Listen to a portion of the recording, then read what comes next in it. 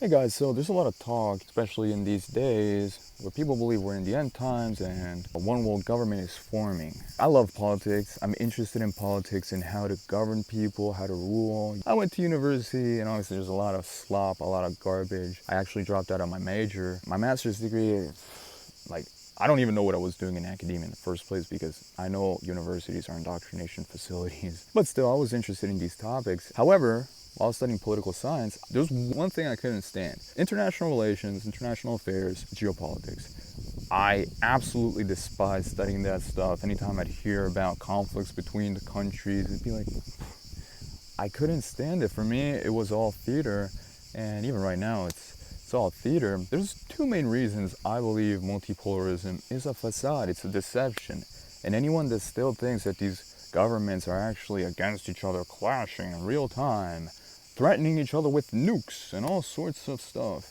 I think they're totally deceived, because how could you have gone through the so-called pandemic for an invisible little enemy, a modern day devil that no one has ever seen, wearing muzzles on your face, getting mysterious toxic injections in you for something that no one has ever seen?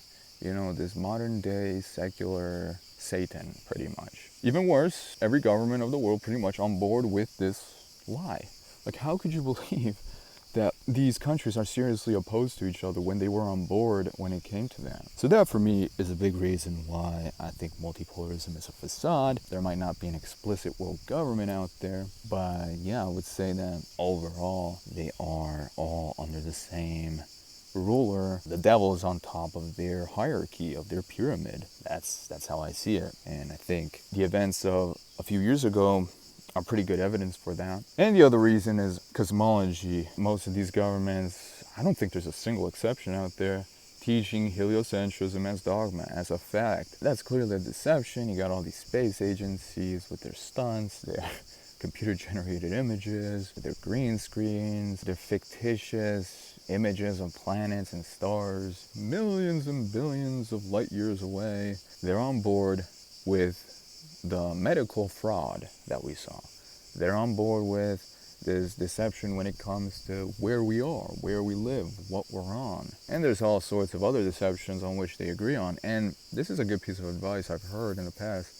It's like, rather than looking at what these political parties or countries are beefing about, like, it's so important to kind of detect what they agree on, because what they agree on does not receive as much attention. That stuff is usually taken for granted. It's like, let's kind of ignore that. Let's see the clash. That's what generates the views. That's what polarizes people. That's what causes the most emotions. So a good thing is to step back. Don't focus on the differences as much. Just focus on the similarities as well. And you'll see there's a lot of them. In general, the Bible is not really against hierarchy or authority.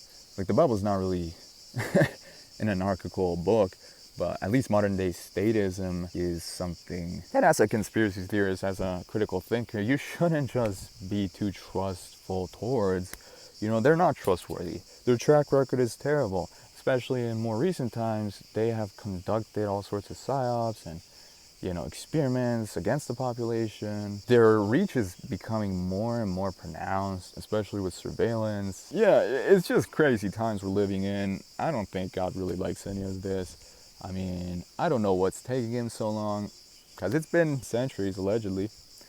Like, even if we are in a little season, like, what's taking so long? How long do we have to go through this? I don't want my children to go through this. I really don't want to live 5 more decades in an environment like this. Like, I've lived not even 3 decades on this earth, and this experience has been pretty miserable, aside from some ups, but most of them were downs, honestly. It's really demoralizing. I don't understand why the heck this life I gotta be a little bee on my sleeve. But yeah, there's just so much pain in this existence, and with all these lies, like, regardless of whether you have faith in something or not, questioning things, it's so hard. People, they don't like that.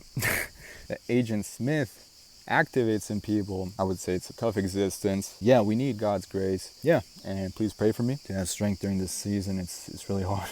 It's so draining as well, and it's really hard to function in the world.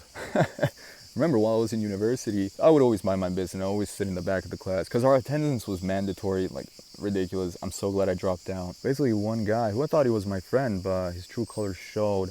I was really tired one day. I sat in the back of the class. I had a package of snooze, it's like nicotine pouch in my mouth because I was just so miserable in that period. I was looking for any source of pleasure I could find. So I was in the back of the class just with this, like a type of Zin in my mouth. Zin is a sin, don't do it, guys. I was there in the back of the class. This guy turned around asking me, so have you been preparing for the exams? And I was like, no. Anyway, I was kind of tired, drained after that day. This guy turns around to me and he says, first of all, he cusses like a bad word. So it's like, damn, man, you really live in a parallel world.